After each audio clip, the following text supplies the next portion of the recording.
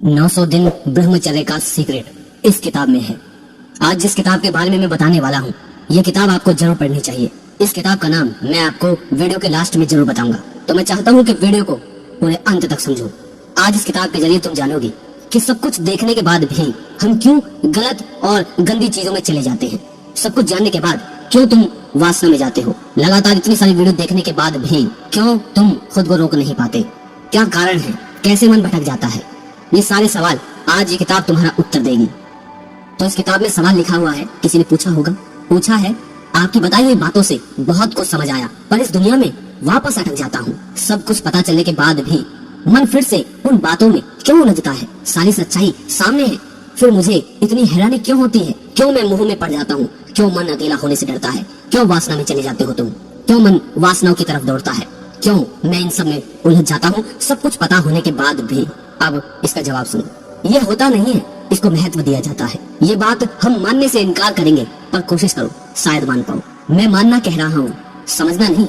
एक सीमा के बाद समझने की कोई अहमियत नहीं रहती, मानने की रहती है। आपको ताज्जुब होगा, क्योंकि मैंने कितनी बार कहा है कि मानो नहीं, समझो। मैंने कहा है कि मान्यता अंधी होती है, समझ प्रकाशित होती है। समझ में बोध है तो मानो, समझ में बोध होता है, तो इसलिए मानो नहीं, समझो। पर अगर समझ ही रहे हो तो ये बात भी समझो कि एक बिंदु पर आकर आपकी समझ असहाय हो जाती है। उसके बाद बस मानना पड़ता है। मानो ना इस बात को कि तुम्हारे साथ जो हो रहा है उसको महत्व देने वाले तुम ही हो। मैं कह रहा हूँ कि मानो, इसलिए क्योंकि मानोगे नहीं तो प्रयोग भी नहीं कर पाओगे। जब तक तुम इस भ्रांति में रहोगे कि तुम्हारे साथ जो घटनाएं घट रही हैं, तुम घटनाओं के सामने दुर्बल और विवश ही रहोगे। मानो कि घटनाएं घट नहीं रही, तुम हो जो उन घटनाओं में प्राण फूंक रहे हो। बात समझ आ रही है मेरे भाइयों? यहाँ कहा गया है तुम्हारे साथ जो घटनाएं घट रही हैं, तुम घटनाओं के सामने दुर्बल और विवश ही रहोगे। कब तक? जब तक मानो कि घटनाएं घट नहीं रही। तुम हो जो उनमें प्राण फूंक रहे हो, तुम हो जो उन घटनाओं में महत्व रख रहे हो। पर हम भाषा ही ऐसी इस्तेमाल करते हैं। हम कहते हैं मेरे साथ हो जाता है, गलती से हो जाता है। अरे हो नहीं जाता, तुम होने देते हो। और फिर अगर कह रहे हो कि तुम्हारे साथ फलाना फलाना चीज हो जाती है, तो तुम्हारे साथ और भी तो बहुत सारी चीज होती है, उनका जिक्र क्यों नहीं कर रहे? दिन भर में आपके साथ कितनी घटनाएं घटती हैं, अनगिनत। क्या आप सबको बराबर का महत्व देते हो? उदाहरण के लिए, आप कुछ पढ़ रहे हैं, कोई आपको टोक दे और चार और लोग इधर उधर से आकर टोक दे, क्या आप पांचों की बातों को बराबर का महत्व दोगे? हो सकता है कि चार के टोकने से आपको अंतर ना पड़ा हो, पांचवे के टोकने से आप रुक जाएं। तो अगर आप यह कहें कि साहब लोग टोक रहे हैं इसलिए मैं रुक गया, तो झूठ बोल रहे हो। चार लोग भी तो टोक रहे थे, उनके टोकने से तो नहीं रुके, पांचवे के टोकने से रुके ना। यानी कि अगर आप चाहते तो इस टोका टोकी को नजरअंदाज कर सकते थे। चार के टोकने से आपने ही उपेक्षित किया कि नहीं।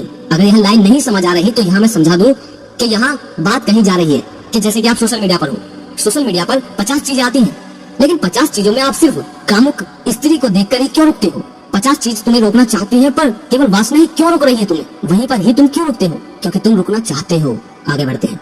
चार जनों ने टोका, आपने ध्यान नहीं दिया, उनकी तो आप यह बात ही नहीं कर रहे। आप यह बता ही नहीं रहे कि मुझ में सामर्थ्य है कि कोई कुछ भी कह रहा हो मुझ पर अंतर ना पड़े, जबकि वो सामर्थ्य है आप में।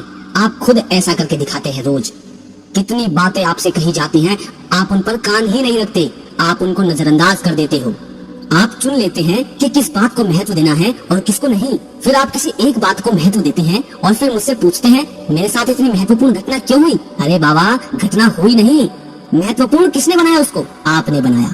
अब आप कह रहे हैं कि आपने मुझे बहुत समझाया, आपने बहुत वीडियो देख ली, फिर भी मैं इस दुनिया में वापस अटक जाता हूँ। जैसे कि ये दुनिया में अटक जाना यूं ही हो जाता हो, बिना आपकी अनुमति के और बिना आपकी सहमति के हो जाता हो। आप यह कहिए कि मुझे दुनिया में अटकने में रस आता है, दुनिया में अटकने में कुछ सुख मिलता है, कुछ सुख दिखता है, कुछ स्वार्थ है।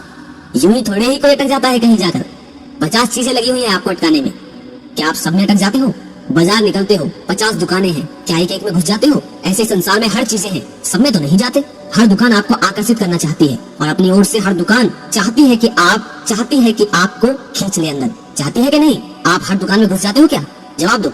फिर आप 50वीं दुकान में घुस गए और वहाँ से बड़े असहाय और दुर्बल होकर कह रहे हैं कि ये दुनिया मुझे फंसा लेती है। वासना मुझे घेर लेती है, अश्लीलता मुझे खींच लेती है। अगर दुनिया फंसा लेती है तो जो पहले की 49 दुकानें थी उनमें क्यों नहीं फंसे? बताओ। तो दुनिया ने फंसाया या तुम्हें फंसने का शौक है? दुनिया ने फंसाया या तुम्हें फंसने में मजा आता है? आज तक कहीं भी ऐसी जगह फंसे हो जहाँ मजा नहीं आता? जरा सोच कर बताओ, कभी ऐसा हुआ है जहाँ तुम्हें मजा ना आया हो? अब नहीं आता होगा मजा, हाँ मानता हूँ, अब किसको आएगा? पर जब पहली बार फंसे थे तब मजा आता था कि नहीं? याद करो कितना आता था, मजा ही मजा, रसधार बहती थी। अब कहते हो कि फंस गए।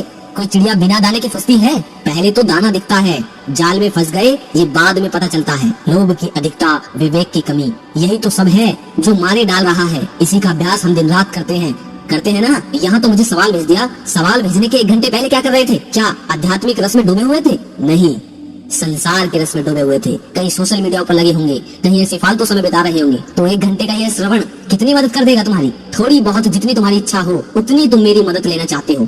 थोड़ी बहुत जितनी तुम्हारी इच्छा है तो मदद भी तुम्हारी कितनी होगी? जितनी तुम चाहोगे। आपकी अगर मदद नहीं हो पा रही है तो बोलिए कि बादशाह हम हैं। देखा, हमने अपनी मदद नहीं होने दी। सब कुछ पता होने पर भी मन उन बातों में क्यों उलझता है? अरे मानते हैं मन को नालायक है, बिना आपके समर्थन के ही उलझ जाता है। क्यों? मन बावरा है? मन बावरा वगैरह कुछ नहीं है, जहाँ भेजते हो वहाँ जाता है। बादशाह मन नहीं है, बादशाह अहम है। अहम जहाँ चाहता है मन वहाँ जाता है। मन तो अहम की छाया है, गुलाम है, सेवक है। जहाँ उसे भेज दोगे वहाँ पहुँच जाएगा। सुनने में थोड़ा अटपटा लग रहा होगा, लेकिन जिससे मोह है, जिसमें रस मिलता है, जिससे स्वार्थ बंधा हुआ है, मोह यूं ही नहीं होता। और स्वार्थ चाहता है सुख, तो फिर सारी समस्या सुलझ गई ना। जब सुख मिल ही रहा है मोह के माध्यम से तो मुक्ति चाहिए क्यों? क्यों आज तक तुम यहाँ फंसे हुए हो? सब कहते हैं ना कि मोह नहीं छूटता, सब कहते हैं ना कि मुक्ति नहीं मिलती। मुक्ति आनंददायिनी होती है ना? तो मुक्ति के साथ क्या हुआ? आनंद। पर अगर मोह में ही खूब सुख मिल रहा हो तो मुक्ति चाहिए किसको? किसको चाहिए? तो अब तय कर लो ना, मेरा समय क्यों व्यर्थ करते हो? बंधन में ही सुख है तो यहाँ काहे के लिए मुझे हैरान परेशान कर रहे हो? फिर मुझे विचित्र लगता है कि मैं इतने दिन से जोर लगा रहा हूँ, इनके बंधन क्यों नहीं कट रहे? क्यों मुक्ति नहीं हो रही? पता चलता है टूटेंगे कैसे, वहीं पकड़ के बैठे हुए हैं। अब जितने भी मैंने पेजेस पढ़े हैं, अब इनको थोड़ा विस्तार में समझ लेते हैं।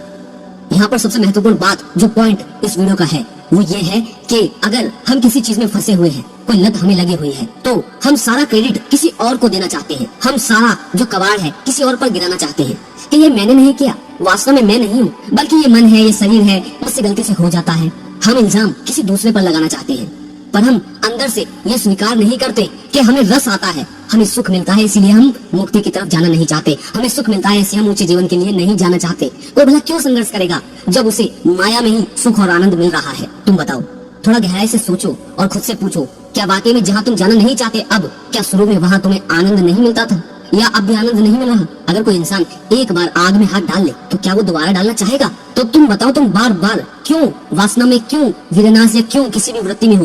कारण यही है कि सुख मिल रहा है, पर अंदर से स्वीकार नहीं करते। जब वासना आती है, कुछ भी होता है, तो तुम क्या कहते हो अंदर से कि नहीं नहीं ये गलत है, गलत है, अपने आप हो रहा है। नहीं, ध्यान से देखो, मुक्त तुम खुद होना नहीं चाहते।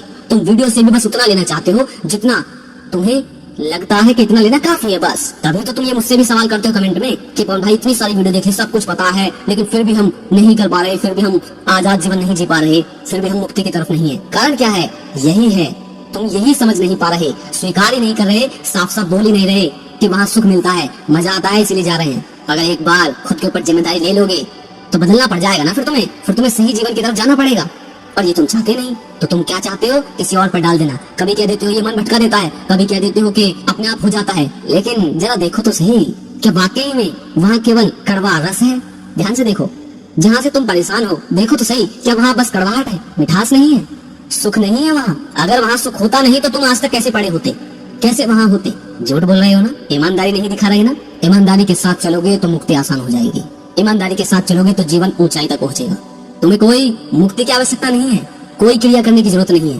पहले ये स्वीकार तो करो कि वहाँ सुख मिलता है, इसीलिए जाता हूँ, मजा आता है, इसीलिए हर वृत्ति में फंसा हुआ हूँ। वरना मार्केट में 50 दुकानें हैं, क्या सारी दुकानें तुम्हें आकर्षित कर लेती हैं? इस दुनिया में करोड़ों चीजें हैं, क्या करोड़ों की करोड़ों चीजें तुम्हें आकर्षित करती हैं? तुम खुद चुनते हो ना कि किस दुकान के अंदर जाना है, किसके नहीं।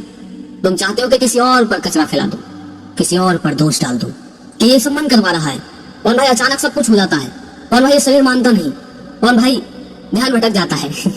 साफ साफ नहीं बोलते ना, साफ साफ स्वीकार नहीं किया आज तक, खुद से हमेशा झूठ बोलकर लड़ते हो कि मेरी गलती है ही नहीं, वरना मुक्ति तो अभी और इसी वक्त संभव है। अभी हो जाएगी मुक्ति तो। मुक्ति बहुत दूर की चीज नहीं है, मुक्ति तो हमारे अंदर हमारा स्वभाव है। बस आवरण हटाओ और मुक्ति प्रत्यक्ष है तुम्हारे सामने। पर हमें वो चाहिए नहीं, क्योंकि माया में ही सुख है। बात समझ रही हो? यही मैं आपको समझाना चाहता हूँ। और अब तुम्हें उस किताब का नाम बता देता हूँ। वो किताब है श्रीमद् भगवत गीता, आचार्य प्रशांत द्वारा लिखित। मैं चाहता हूँ कि जितने भी मेरे सब्सक्राइबर हैं वो इस किताब को जरूर खरीदें। इसका पहला भाग और दूसरा भाग जरूर खरीदें, और बहुत बहुत जीवन बदलने वाली किताब है। मैं चाहता हूँ कि आप सभी खरीदें और पढ़ें। अगर इस वीडियो से आपको थोड़ा सा भी कुछ सीखने और समझने को मिला है तो मैं चाहता हूँ कि ज्यादा से ज्यादा लोगों तक पहुंचाइए, जहां तक आप पहुंचा सकते हैं, जिसको भी आप शेयर कर सकते हैं, जो भी आपके ग्रुप हैं उन तक पहुंचाइए। और मैं फिर से कहूंगा कि ये किताब जरूर खरीदें और जरूर पढ़ें। और एक बार पढ़कर ऐसे मत रख देना, जब तक पढ़ें, बार बार पढ़ें, जब तक एक एक श्लोक और एक एक लाइन आपको समझ ना आ जाए, बिल्कुल जहन में ना उतर जाए। अगली वीडियो में फिर मिलते हैं मेरे भाइयों। जय श्री